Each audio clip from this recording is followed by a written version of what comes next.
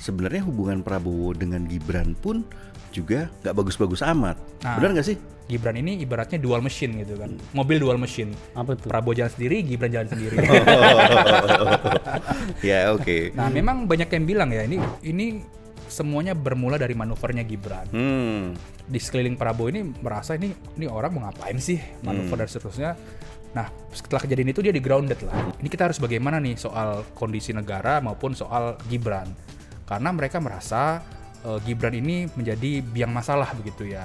Nah, baru kemudian dituangkan dalam 8 poin, sebetulnya ada 9 poin satu lagi. Ya itu apa tuh satu lagi? Apa? Silakan. Kok takut sih?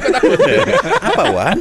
Ada 9 poin kemudian dicoret. Ya, apa itu yang 9 dicoret? poinnya itu satunya itu ada. Tapi kita melihat kan waktu itu Prabowo juga bertemu dengan Megawati Soekarno Putri, Ketua Umum PDIP, ya. Dan di situ kemudian ada manuver-manuver baru dari Jokowi setelahnya. Artinya dia sendiri ada keresahan. Resah dan gelisah. Yang menarik adalah apa isi pertemuan antara itu Prabowo Mega ya. Jadi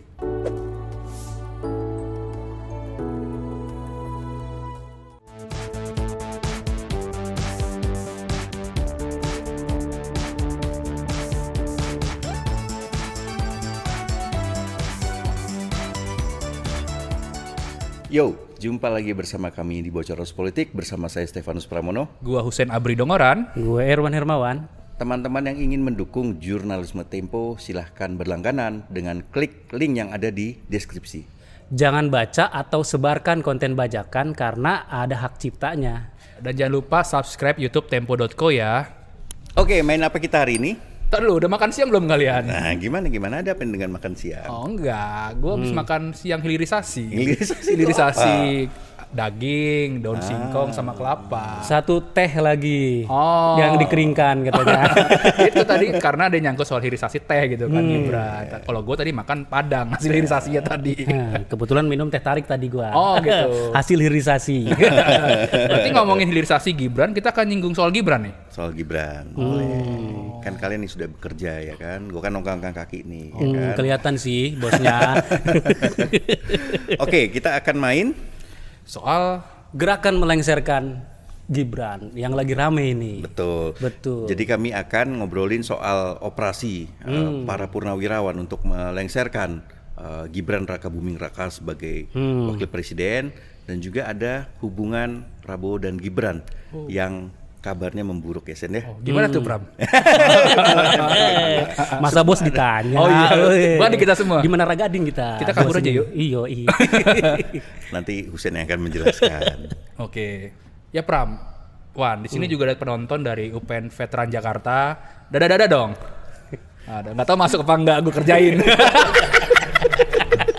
Kayaknya enggak deh. Oke, lu kan sudah ketemu nih kalian berdua nih, juga dengan Egy dan Cica juga ketemu dengan para purnawirawan ya. Mereka ini siapa aja Sin? Nah, mereka kan mengatasnamakan Forum Purnawirawan Prajurit TNI ya. Di situ ada berbagai purnawirawan TNI dari kolonel sampai bintang 4 ya, Wan. Jadi kemarin kami ketemu sama Sunarko. Sunarko itu adalah mantan Danjen Kopassus. Lalu juga ketemu dengan Soeharto ya, marinir, dan beberapa jenderal lainnya lah seperti itu. Dan tadi bahkan Erwan menunggu rumahnya Pak Trisno seperti itu. Dapat wawancara eksklusif ya Wan ya. Alhamdulillahirobbilalamin. Karena hidup di Tempo itu ada 2 prinsipnya. Betul. Kalau nggak slow, Stefanus Pramono. Ini pesan yang nggak datang tadi. Oh, ada gitu WA-nya. ya. Oke. Nah, mereka ini mulai bergerak Pram sejak awal tahun ini. Nah, mereka itu mulai berkumpul-kumpul lah di rumahnya siapa namanya Pak Sunarko, di rumahnya Soeharto dan beberapa tempat lainnya. Intinya mereka ini kita harus bagaimana nih soal kondisi negara maupun soal Gibran, karena mereka merasa Gibran ini menjadi biang masalah begitu ya. Ada yang menganggap bahwa Gibran ini karbit gitu, dalam artian Pak Trisno mantan wakil presiden saja perlu waktu 33 tahun dari dia aktif di militer, lalu menjadi wapresnya Soeharto begitu. Ini Gibran dari Solo pun tidak selesai, lalu dia menjadi wakil presiden dengan cara mengobok-obok konstitusi begitu ya. Nah, mereka bergunjing segala macam, berdebat dan berdiskusi, akhirnya dirumuskan tuh 8 poin. 8 poin itu dirumuskan, selesai di awal-awal Februari. Selesai. Setelah itu mereka datang ke rumahnya Pak Tri Sutrisno. Mereka menyampaikan, Pak, bahwa kami ini ingin menyatakan sikap bahwa kondisi negara sekarang seperti ini. Ada 8 poin ya. Yang pertama mengembalikan undang-undang dasar asli, lalu diantaranya soal Polri di bawah Kemendagri, lalu juga mengusir tenaga kerja asing, dan terakhir adalah meminta pemakzulan Gibran. Begitu. Ya, tapi kenapa baru sekarang ya? Sebetulnya gini, Pram. 8 poin itu ya sudah diresahkan oleh mereka itu sejak akhir 2024 ya, Sen, kalau tidak salah itu. Cuma memang belum terlembaga dan belum terdiskusikan dengan baik gitu.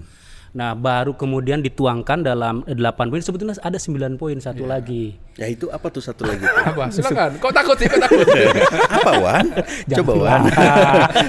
Ada 9 poin kemudian dicoret. Ya, apa itu yang 9 dicoret? poinnya itu satunya itu adalah adili Jokowi. Lu tahu nggak kenapa dicoret? Tahu dong. Ini kan Kenapa? kita ketemu narasumber dari yang terlibat ya. Jadi ingin menyesuaikan dengan kodenya Prabowo. Apa itu? Prabowo kan 08. Nah, ini kan biar petisi 8 gitu ya. Dan nomor 8-nya adalah pemakzulan Gibran begitu. Biar teringat lah, terngiang-ngiang.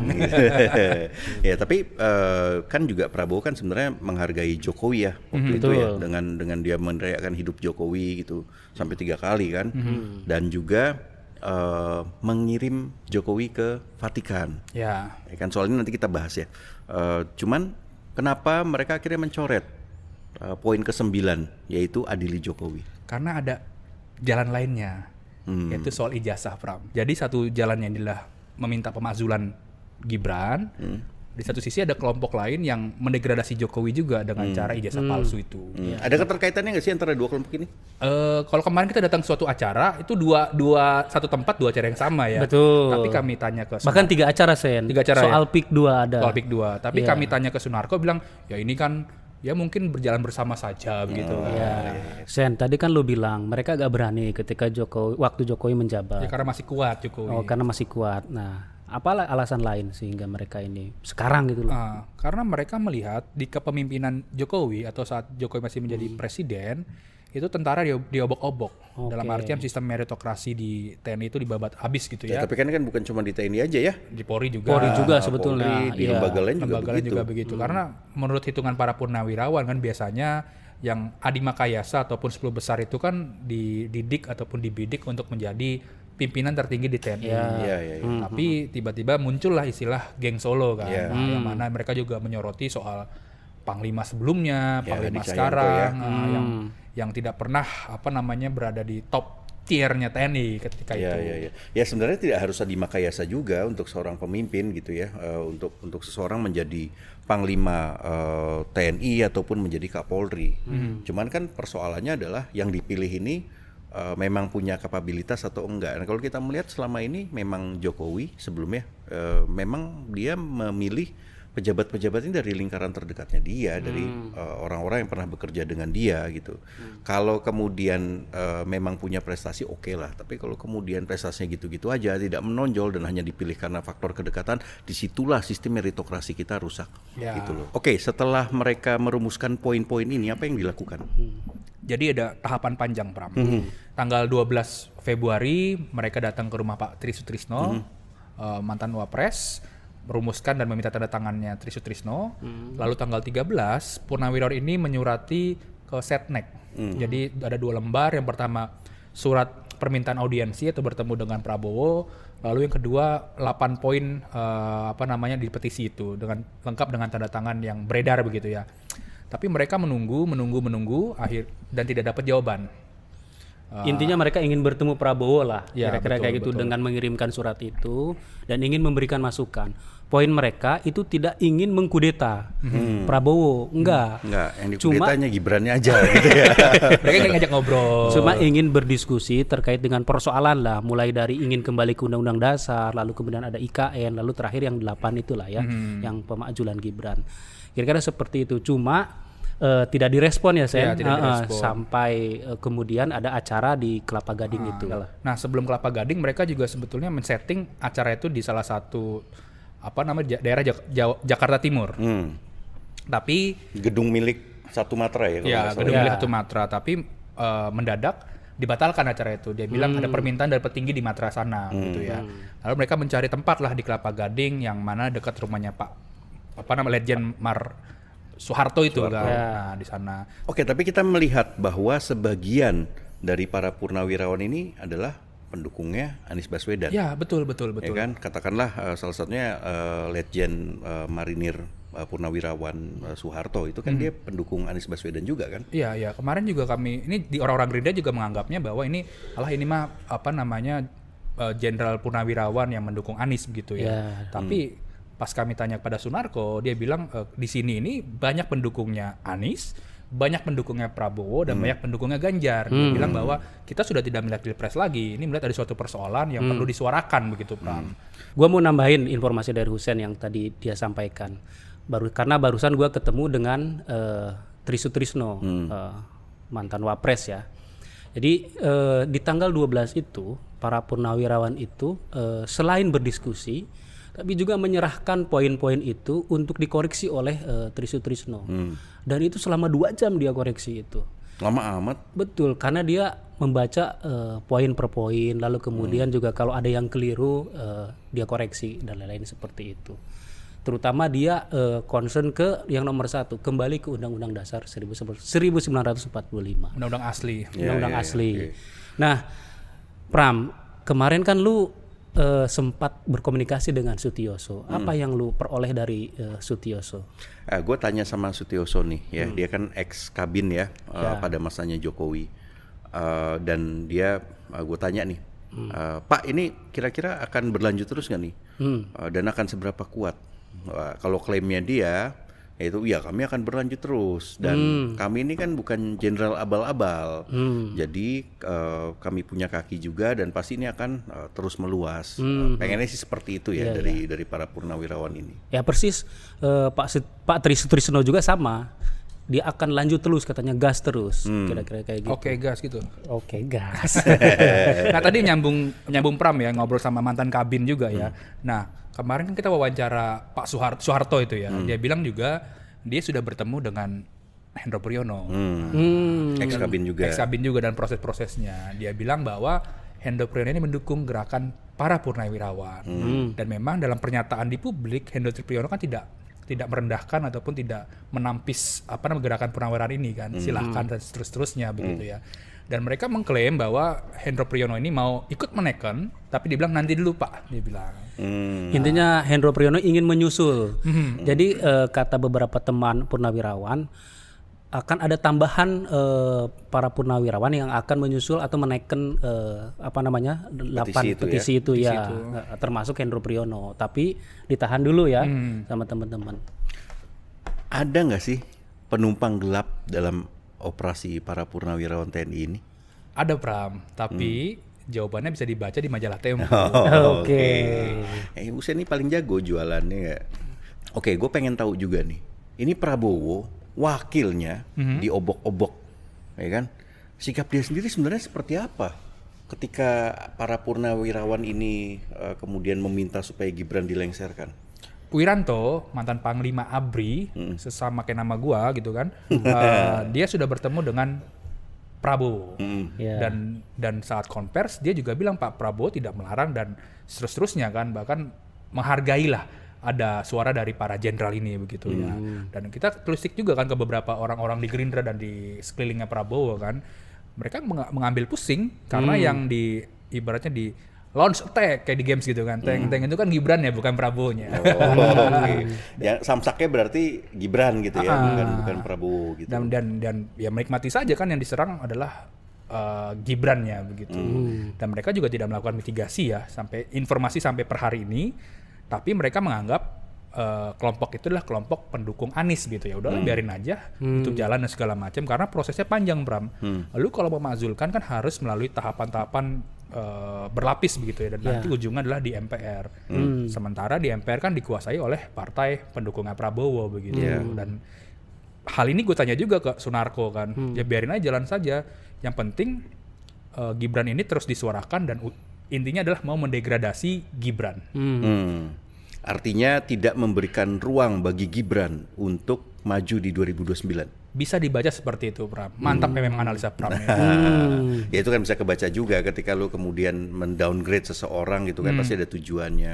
Dan dalam hal ini apalagi kalau bukan 2029, dan mereka pasti juga sudah berpikir bahwa Jokowi akan mencoba untuk memajukan Gibran lagi entah sebagai capres atau cawapres gitu kan. Kalau ada yang dukung partainya gitu. Dan ini perlu juga ada cerita ya, Pram. Ini acara peresmian stasiun Wush gitu kan di Karawang gitu ya. Awalnya itu direncanakan yang meresmikan adalah Gibran. Tapi last minute AHY yang meresmikan stasiun di sana. Kenapa itu? Kenapa itu? Ya dua-duanya potensi maju di 2029, Bos. Jadi ini Udah di-spill ini nih. Prabowo lagi bagi ini ya, apa namanya agenda gitu ya. Yang ini yang muncul Gibran, yang ini yang muncul AHY gitu ya. Begitulah. Oke, gue dapat informasi bahwa sebenarnya hubungan Prabowo dengan Gibran pun juga nggak bagus-bagus amat. Benar nggak sih? Nah, Pram, Wan, ini semuanya bermula dari manuvernya Gibran. Kalau kita bisa Google dan ingat ya bahwa ketika Prabowo di luar negeri, Gibran ini mengeluarkan program lapor Mas Wapres. Oh iya. Lalu juga ada bantuan istana wakil presiden begitu ya. Misalkan kayak goodie bag, ada namanya istana wakil presiden ya, udah kayak mau nyalek aja gitu. Pakai harus perlu jati diri begitu ya. Nah, setelah itu di sekeliling Prabowo ini merasa ini orang mau ngapain sih, manuver dan seterusnya. Nah, setelah kejadian itu dia di grounded lah. Istilahnya tadi sama Prabowo tidak diajak beberapa kali rapat, lalu juga kebijakan strategis pun tidak dilibatkan begitu ya. Dan Gibran kalau terlihat di istana presiden pun ketika rapat besar gitu ya, sidang kabinet begitu, barulah ada Gibran di situ. Tapi kalau rapat terbatas dan beberapa kebijakan bisa dilihat teman-teman di Instagram ataupun di Google, itu Gibrannya nggak ada, lagi bagi-bagi susu. Meskipun terakhir gue cek di Instagram dia diikutkan rapat ya dengan beberapa menteri. Terakhir ya. Tahu kali dia tahu Tempo menulis kali ya. Barangkali ya gitu. Ya biasanya kalau Tempo sudah menuliskan itu kemudian akhirnya orang mencoba untuk membantah. Nah makanya gue omongin duluan supaya tidak dibantah gitu. Ingat nggak sih waktu eranya Ma'ruf Amin, jubirnya kan pernah bilang bahwa Ma'ruf Amin itu ibarat ban serep gitu ya. Ada omongan itu. Nah tapi kalau Gibran ini ibaratnya dual machine gitu kan, mobil dual machine. Apa tuh? Prabowo jalan sendiri, Gibran jalan sendiri.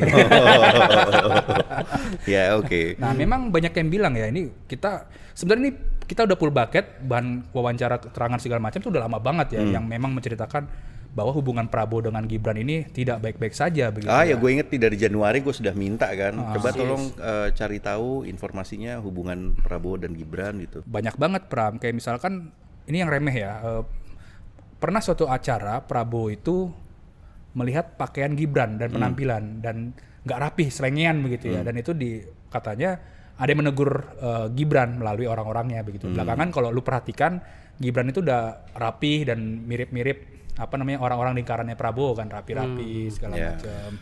Dan ada lagi peristiwa lagi Sen. Apa? Gibran mengundang menteri untuk rakor lah kira-kira di Istana Wapres. Udah tersebarlah undangannya. Tapi kemudian di-tackle oleh istana. Jadi batal lah itu kira-kira. Jadi gitu. artinya dari Istana Presiden itu kemudian meminta rapat itu dibatalkan. Nah, gue juga dapat informasi nih ada menteri-menteri yang sebenarnya udah meluncur tuh waktu itu. Gitu. Menuju ke kantor Wapres, tiba-tiba dapat telepon gitu loh. Nggak jadi gitu loh. Jadi akhirnya mereka putar balik gitu. Oke, jadi kita melihat konstelasinya sekarang semacam itu ya. Hubungan Prabowo dan Gibran tidak terlalu baik gitu kan. Tapi hubungan Prabowo dan Jokowi juga sebenarnya terkesannya baik-baik saja nih. Kan dia mengutus Jokowi untuk datang ke acara pemakamannya Paus Fransiskus ke Vatikan. Ya betul, itu karena memang Jokowi kan yang menerima Paus Fransiskus ketika dia masih menjabat sebagai presiden begitu ya. Makanya dikasih udah nih aja lah yang jalan gitu. Tapi kita melihat kan waktu itu Prabowo juga bertemu dengan Megawati Soekarno Putri, Ketua Umum PDIP. Ya, dan di situ kemudian ada manuver-manuver baru dari Jokowi setelahnya. Artinya dia sendiri ada keresahan, resah dan gelisah. Nggak diajak, ya kan? Ibaratnya gue sama Husin pergi terus nggak ngajak loan gitu. Kami puas banget rasanya. Kalau gue gitu. apa-apa sih. Nah, gimana itu sikapnya Jokowi? Sebelum ke sikap, ini yang menarik adalah apa isi pertemuan antara itu Prabowo Mega ya. Jadi menyinggung soal kedatangan Didit. Pak Prabowo, Didit itu anaknya baik ya, sudah besar ya, dia pas datang nanyain saya, "Ibu, minyak urutnya udah habis belum? Kalau enggak dikasih lagi," begitu ya. Minyak urut ya. Minyak urut. Nah, terus dalam pertemuan itu juga menyinggung banyak hal. Yang pertama, Megawati itu menceritakan lah bagaimana dia saat menjadi presiden terus menangani krisis ekonomi. Kan mirip-mirip dengan Prabowo yang saat ini masih menjabat presiden dan ada gejolak ekonomi begitu ya. Lalu Megawati minta Prabowo kalau bisa nggak usah dekat-dekat Jokowi begitu ya, karena Diminta menjaga jarak ya. nah yang nulis kan Erwan tuh, detailnya ada di majalah Tempo. Jadi kalau yang mau marah-marah ke Erwan aja nanti ya. Erwan tinggalnya di Bogor. Udah dicari, woi, udah Pasti dicari. udah dapat semua lah data-data kita ya kan sama mereka kan ada Pegasus gitu loh. Cepat sekali mereka mendapatkannya. Oke, tapi kita tahu bahwa Jokowi kemudian bermanuver ya kan dengan menerima sejumlah peserta Sespim Polri. Betul, termasuk para menteri juga datang ke rumahnya Jokowi. Dan mengaku sebagai Jokowi masih atasan saya, ya kan? Gimana ceritanya, Wan? Iya, gua dapat cerita dari salah seorang yang mengetahui pertemuan itulah. Nah, jadi salah satu yang dibahas nih, yang gua dapatkan ceritanya itu adalah soal proyek ini tebu di Merauke. Jadi meskipun Jokowi sudah lengser, tapi dia masih peduli proyek yang dia kerjakan dulu bareng para Taipan ya, kira-kira kayak gitu. Karena ada satu hal yaitu pengusaha ini meminta 600.000 hektar untuk dilepaskan dari kawasan hutan untuk dijadikan proyek ya, untuk ditanam tebu lah. Jadi hutannya dibabat lalu kemudian ditanam tebu, tapi kemudian terganjal sampai sekarang. Lalu kemudian Jokowi dalam pertemuan dengan salah seorang menteri itu menanyakan soal itu, kok kenapa ini belum selesai soal hutan yang 600.000 hektar itu, padahal udah diminta, kira-kira kayak gitu. Nah, menteri yang ketemu itu ya dia nggak tahu apa-apa lah, kira-kira kayak gitu, sehingga ya intinya adalah masih ada ikut gitu loh, ya mengurus soal urusan pemerintah gitu. Nah, termasuk itu gue ngobrol sama orang Golkar kan, Bahlil juga sempat ketemu Jokowi kan, ya yang ngasih wejangan soal kondisi ekonomi, terus memimpin Golkar jangan membuat gaduh gitu ya. Gue agak keringetan ini. Kenapa? Mataharinya kembar kan. Masuk. Tapi Pram, tadi kan lu nyinggung soal Polri juga datang ke sana. Ini ada yang cerita ya. Seorang jenderal tentunya di Polri cerita ke gua bahwa ini membuat gaduh Mabes Polri. Kenapa? Karena pertemuan itu tidak dilaporkan kepada atasan di Sespimti kalau nggak salah ya. Jadi ada kepala sekolah yang dilaporkan selesai di situ saja, tapi kepala sekolah ini tidak melaporkan ke atasannya lagi.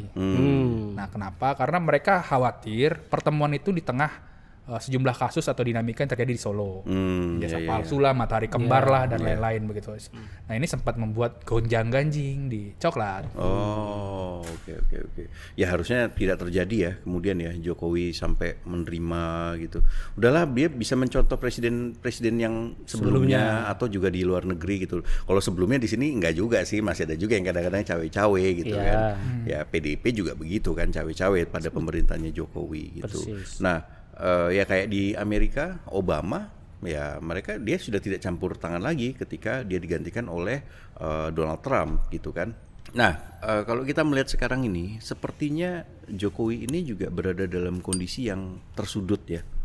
Ya kan, dia diserbu segala macam lah dengan ijazah palsu dan juga dengan upaya untuk melengsarkan Gibran, dan kita melihat ini adalah faksi tentara yang tidak bisa disentuh pada masa pemerintahan Jokowi kan. Jokowi hampir tidak punya kaki di tentara, ya kan, dia hanya bisa menempatkan orang-orang tertentu. Apakah menurut kalian juga Jokowi seresah itu? Banyak yang bilang seperti itu sih, Bro. Yang karena kalau dari ada yang ngecek juga pembicaraan di media sosial ya, bahwa tren pembicaraan ke keluarga Solo ini negatif begitu kan, baik Jokowi maupun Gibrannya. Negatif, dan banyak yang bilang tumben-tumbenan kan Jokowi ini melapor kritikan ataupun ijazah palsu ke Polda Metro Jaya begitu ya. Kenapa nggak di Polda Jateng gitu kan? Mereka juga masih membaca gitu, tapi ya lagi-lagi istana happy aja kan, karena yang yang dikritik ataupun diserang itu adalah Jokowi dan anaknya. Ya. Oke, dengan segala dinamika ini, bagaimana Tempo melihatnya nih Pram? Ya, jadi Tempo sudah merumuskan sikap ya untuk melihat dinamika yang terjadi ini, yaitu bahwa ada upaya-upaya dari purnawirawan TNI untuk menjegal Gibran, gitu ya, dan juga melengsarkan Gibran. Nah, pertama tentu saja kita melihat bahwa Prabowo Gibran ini adalah kegagalan dari demokrasi. Ya kan, kita melihat dari proses mereka naik, jelas lah ini sudah pernah disampaikan Tempo, dan bahkan jauh sebelumnya Tempo menyampaikan bahwa Prabowo ini adalah produk gagal reformasi gitu, dan ketika mereka naik ya inilah dampaknya, ya kan, dengan cara-cara yang tidak baik gitu, dengan mengakali konstitusi dan juga kemudian dibantu oleh Jokowi, ya ini salah satu dampaknya gitu. Namun demikian kalau Tempo juga melihat sekarang ini upaya dari para purnawirawan ini juga sebenarnya sangat tidak tepat. Bukan belain Gibran tentu saja ya kan. Yang pertama adalah kita lihat dari poin tuntutannya. Satu adalah kembali ke Undang-Undang Dasar 1945 yang asli sebelum amandemen. Persis. Ya ini merupakan kesalahan berpikir gitu. Kenapa? Karena kita akan kembali pada sistem parlementer. Itu buat apa? Ini sudah lama kita tinggalkan, dan reformasi 1998 itu kan membuat kita kemudian mengamandemen konstitusi, sehingga menjadi lebih baik, lebih tepat dan sesuai dengan situasi yang ada. Dan ketika ini kembali, ya ini berbahaya juga buat demokrasi. Dan selanjutnya adalah mereka yang para purnawirawan lakukan ini juga bisa kita baca sebagai penguatan dari difungsi tentara. Mereka melihat nih celah nih, walaupun mereka sudah purnawirawan ya, mereka melihat celah sekarang Indonesia dipimpin oleh tentara, ya, tentara yang juga merupakan bagian dari Orde Baru, dan disitulah mereka kemudian ingin kembali masuk lagi tentara, apalagi setelah revisi Undang-Undang TNI. Nah ini tentu saja berbahaya sikap semacam ini. Kita jangan biarkan sipil ini diobok-obok. Biarkanlah urusan demokrasi dan lain-lain diurus oleh sipil, tentara dan juga purnawirawan, ya sudahlah. Kalau sudah selesai tugasnya sudah, gitu. Tidak perlu juga kemudian mereka menjadi atau membawa kultur tentaranya lagi. Mereka harus berpikir soal demokrasi. Mereka sudah sipil. Nah, kurang lebih seperti itu. Menarik ini. Tapi gue nambahin sedikit, Wan. Tadi kan soal kembali ke sistem parlementer ya. Itu artinya adalah nanti lu nggak bisa nyoblos lagi pemilihan presiden, karena pemilihan presiden hanya melewati MPR, Majelis Permusyawaratan Rakyat, dan bisa saja nanti aturan batas 2 periode diganti, atau nanti satu presiden itu 8 tahun kan, semua bisa terjadi di situ, celah itu kalau dibuka.